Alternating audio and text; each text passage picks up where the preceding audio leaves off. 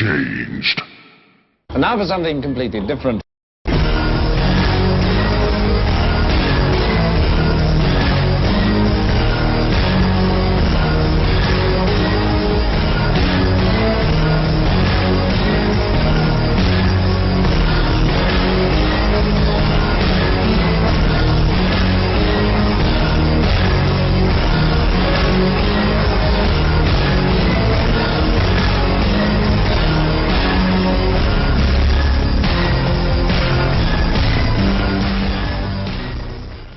Alright, what's up everyone? Welcome to episode 4 of the Kombat Tune podcast. I am K7, joined as always by my co-host 16-Bit and Slips. Yo. Now, before we get started, we got over 800 views on YouTube on our last show. And that's pretty fucking awesome, guys. We've got pretty much nothing but a positive response about this podcast, so I mean, as long as you guys keep liking them, we'll keep doing them. So, yeah, let's get on with the show. We got a good guest this week, all the way from the UK, Mr. Cyrax himself, Mustard. What's up, man? You alright? How you doing? Pretty good, not too bad. How are things in the UK? Cold. Cold and rainy? Oh, well, today, yeah, it's that horrible time of year where it's never nice to be outside. Right on.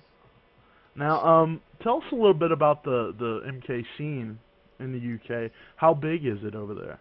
Well, it's not huge, but we have enough players. The ones we do have, they're decent. We've got a wide variety of characters being used. Pretty much, it's as good as it needs to be right now, which is that's all we can really ask for at this point.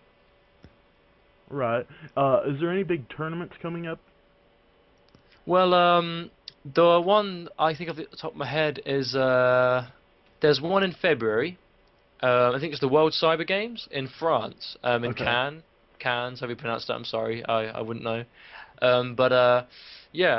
So far there's a lot of attention for that one. It seems a lot of people from all around Europe seem to be extremely hyped for it. But the only problem is it works by games have to be voted in as to if they could be there or not, and Mortal Kombat isn't up for voting yet. But when that is, we're gonna have to vote to get Mortal Kombat there to actually be a game played.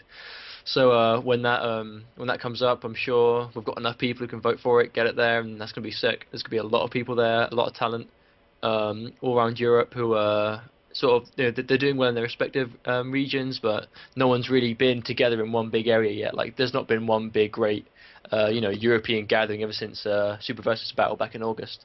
So it'll be good to finally get that game because everyone's leveled up, everyone's upped their game, everyone's really truly settled on the character, everyone's got their own shit.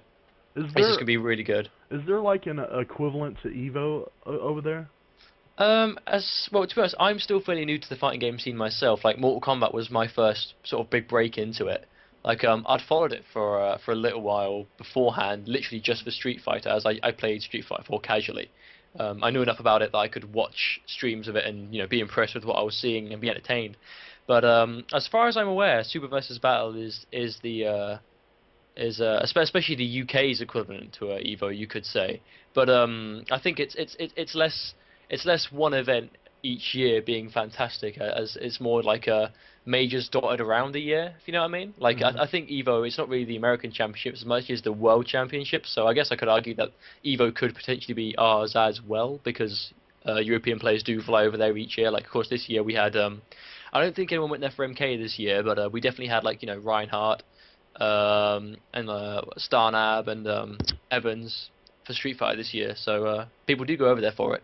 But well, yeah, I think it's more majors excuse here me, than there. let's not forget that Reinhardt did enter Mortal Kombat at EVO, and Oh, he did. Yeah. Sorry, I forgot he did. that was Yeah, how'd that turn out for him?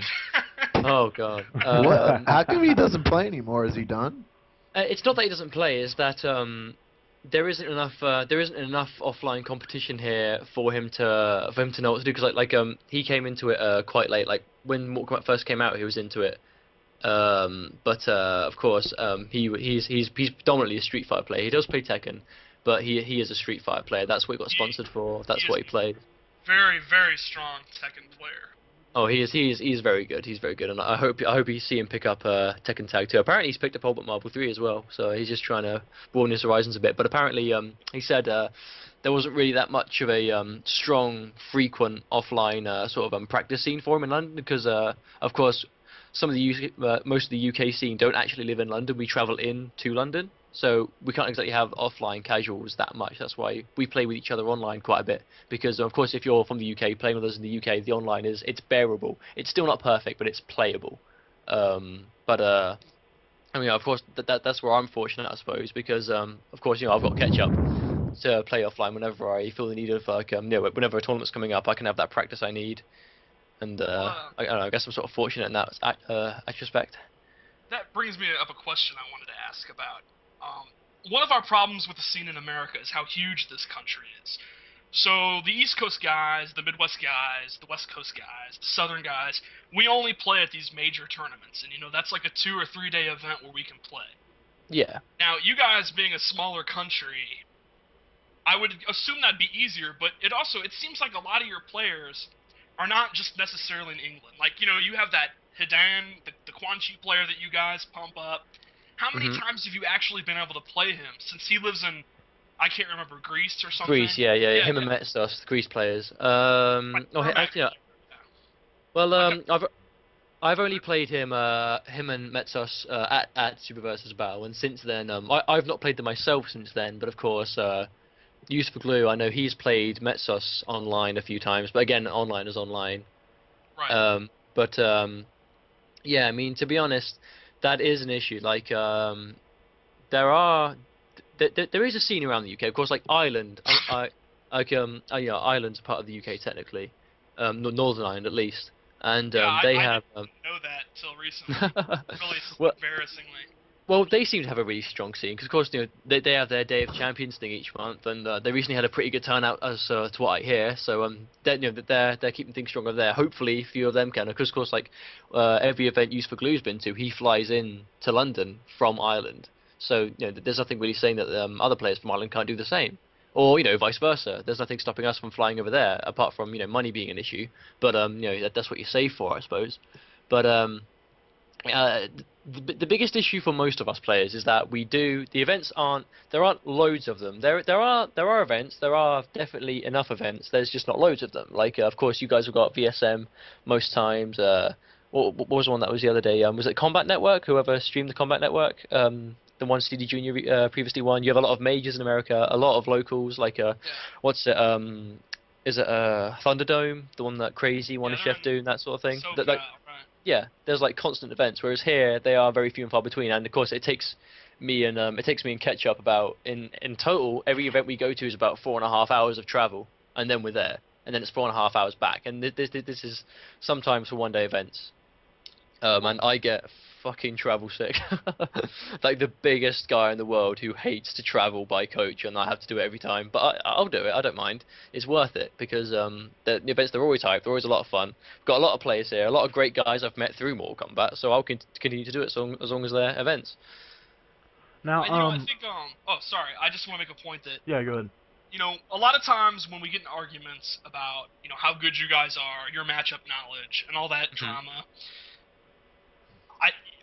the problem is, like, let's say that Quan Chi player. He may be one of the best Quan Chi players in the world.